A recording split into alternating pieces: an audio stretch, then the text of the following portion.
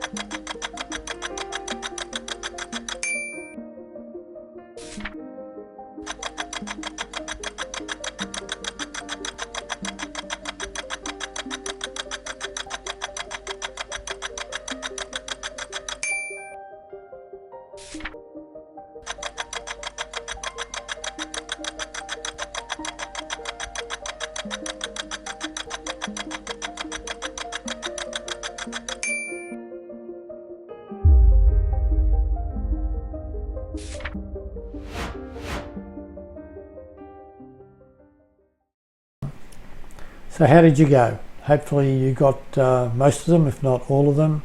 Tell me in the comments just how you went with that.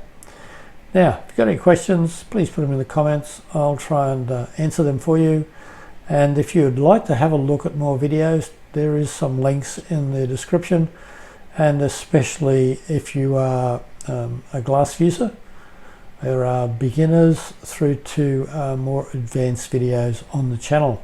So go and take advantage of those. They're free. You don't have to pay for anything. If you like them, consider subscribing and maybe becoming a member.